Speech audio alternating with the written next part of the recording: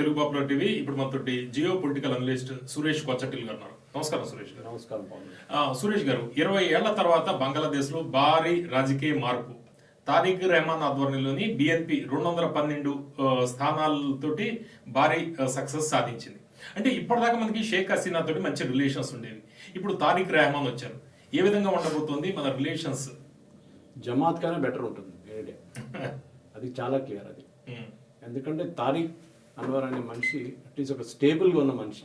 Tariq Rahman so he will be a stable person. Jamaat వాళ్ళు అట్లా కాదు. జమాతే మన దగ్గర ఉన్న జమాత్ లాగానే వాళ్ళు కూడా అక్కడ రిలీజియస్ బెంట్ ఆఫ్ మైండ్. ఇదే వాళ్ళు అంటారు రిలీజియన్ రిలీజియన్ రిలీజియన్ మాట్లాడుతారు. కానీ బంగ్లాదేశ్లో ఐ థింక్ బహుశా 35-38 సంవత్సరాల తర్వాత mail person is becoming a prime minister.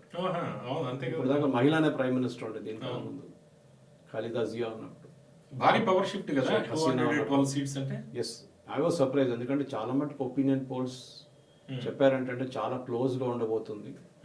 అక్కడిక్కడ 10 సీట్ల డిఫరెన్స్ ఉండబోతుంది.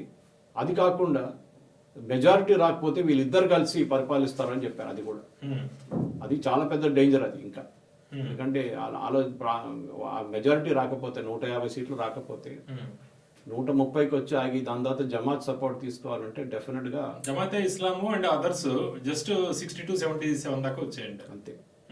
దానికైనా హైప్ వీళ్ళు బిల్డప్ చేస్తుందంటే వాళ్ళ స్టూడెంట్స్ వాళ్ళు ఉన్నారు, ఎన్సిపి అని చెప్పి ఇంకో పార్టీ వాళ్ళది.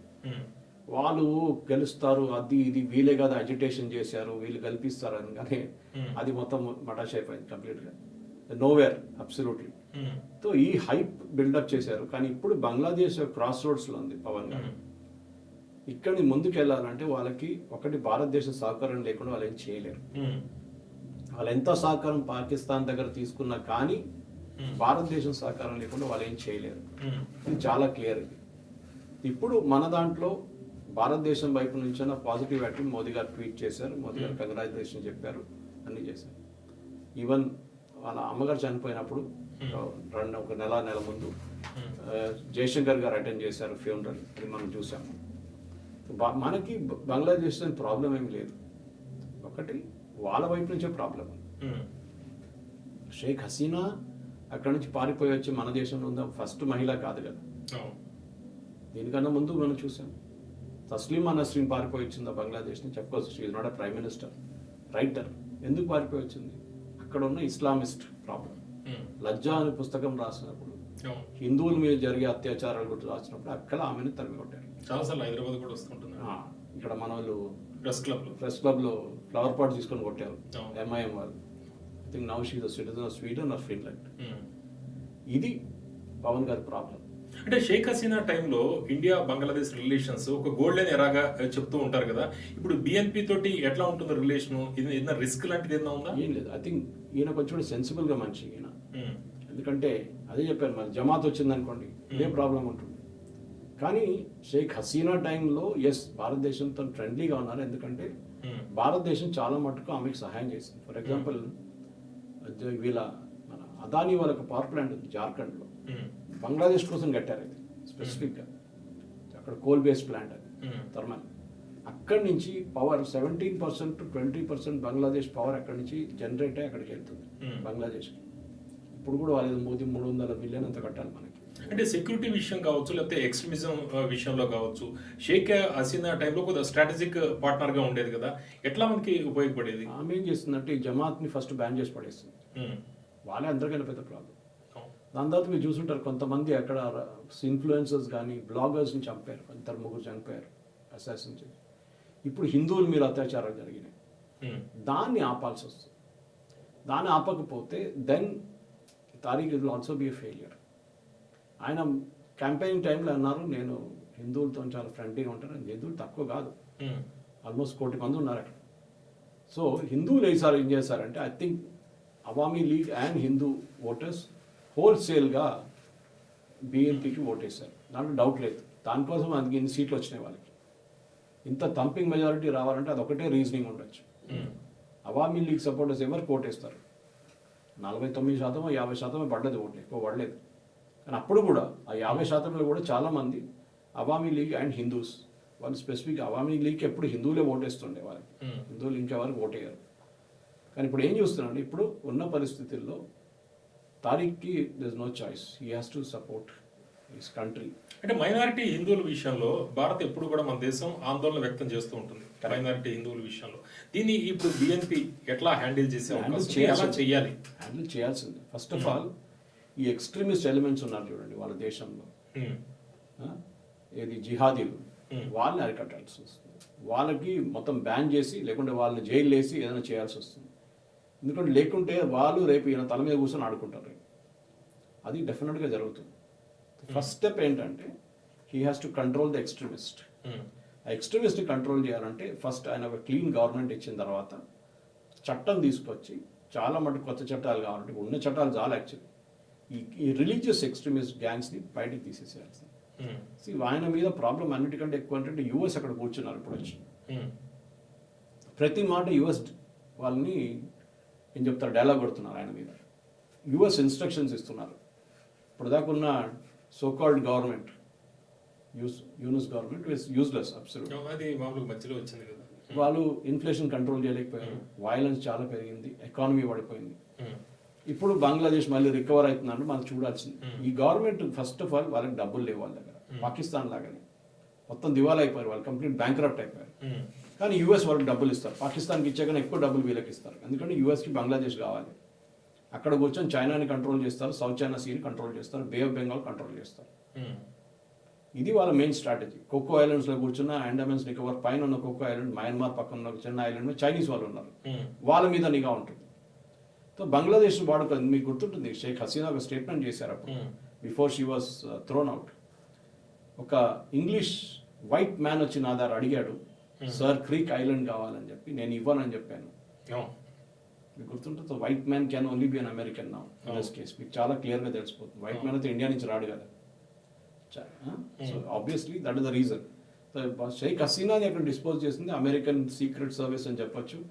వాళ్ళదొక ఏం చెప్తారు, టెక్స్ట్ బుక్ వాళ్ళ రెవల్యూషన్. మనం చూసుంటాం ఇక్కడ మయన్మార్లో ఆంగ్ సాన్ సూచీని తీసుకొచ్చారు వాళ్ళు.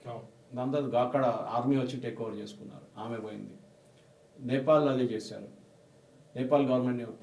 శ్రీలంకలో అదే చేశారు. పాకిస్తాన్లో ఎప్పుడు చేస్తూనే ఉంటారు. పాకిస్తాన్ ఆర్మీ వాళ్ళ చేతి కింద ఉంది. వాళ్ళు చెప్తే వాళ్ళు డ్యాన్స్ చేయమంటే డ్యాన్స్ చేస్తారు. అసీం మునీర్ ఉన్నాయి, ఎవరైనా ఉన్నాయి అంటే. ఈ పరిస్థితుల్లో ఇప్పుడు he has to first stabilize this country. ఆయనకు అదే ఒక్కటే ఆప్షన్ ఉంది. అంటే చైనా బంగ్లాదేశ్ సంబంధాలు గతంలో చాలా పెరిగాయి. ఇప్పుడు బిఎన్పి వచ్చింది, ఇప్పుడు బీజింగ్ ప్రభావం పెరుగుతుందా? కంట్రోల్ చేస్తున్నా బీజింగ్? లేదు. ముందు చైనా ఇన్ఫ్లుయెన్స్ తగ్గించడానికి యుఎస్ వచ్చి కూర్చున్నారు అక్కడ. చైనా చాలా పెట్టుబడి పెట్టారు Bangladesh, okay, especially towards the border areas. కొన్ని పోర్ట్లు కూడా తీసుకున్నారు వాళ్ళు. ఎప్పుడు వాళ్ళ హ్యాబిట్ అది. అంబాబోటా తీసుకున్నారు శ్రీలంకలో. అట్లనే వాళ్ళు ఏం చేస్తారంటే ఫస్ట్ డబ్బులు ఇస్తారు, 400-500 కోట్లు అప్రూవల్ చేసి పడేస్తారు. దాని తర్వాత బ్యాంక్ రప్ట్ అయిపోయినప్పుడు నాకు అది కావాలంటారు, తీసుకుంటారు.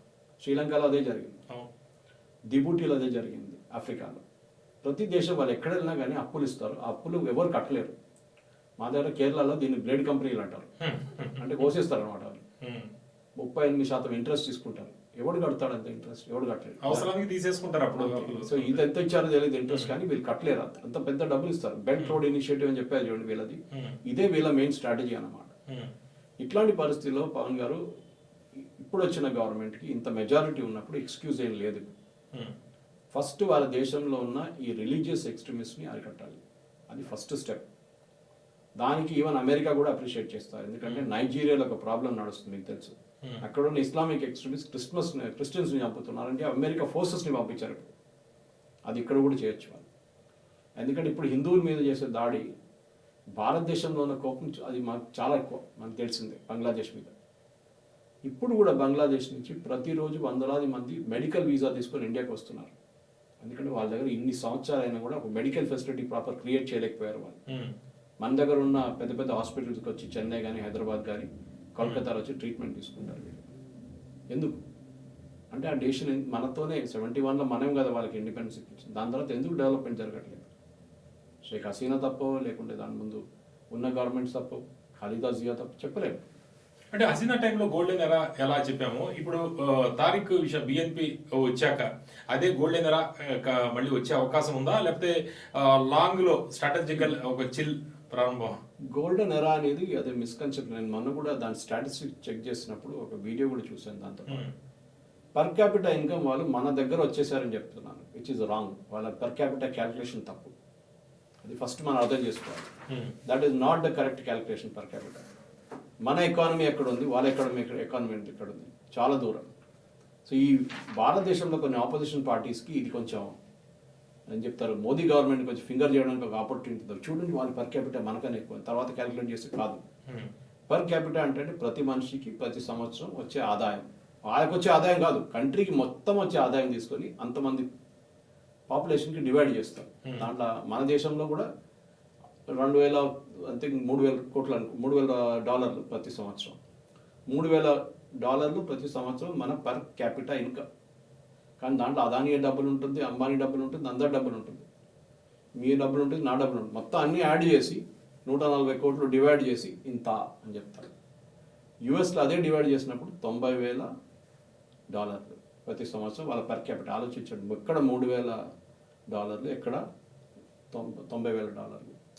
వే హెడ్. బంగ్లాదేశ్కి గోల్డెన్ ఎరా అని ఏం లేదు, it's all manipulated that time. అదొక media creation. They still a bankrupt nation. ఇప్పుడు కూడా లీస్ట్ డెవలప్మెంట్ స్టేటస్లో ఉన్నారు వాళ్ళు. మనం డెవలప్ కంట్రీ వైపు వెళ్తున్నాం, 4th లార్జెస్ట్ ఎకానమీలో ఉన్నాం. వాళ్ళు ఎంతో 49, 54 స్థానాలు ఉన్నారు వాళ్ళు ఇప్పుడు. ఇంకా they take a long time to develop. ఒకటేంటంటే ఏ దేశమైనా చూడండి, అది మీరు ఇరాన్ ఉండొచ్చు, ఆఫ్ఘనిస్తాన్ ఉండొచ్చు, సిరియా ఉండొచ్చు, రిలీజియస్ బేస్డ్ ఎక్స్ట్రీమిజం వస్తే ఆ దేశం ధ్వంసం అయిపోతుంది. అది మనం చూస్తున్నాం. అది same example of Bangladesh. Bangladesh ఒక మోడర్నైజ్ చేస్తేనే దీని నుంచి బయటపడతారు.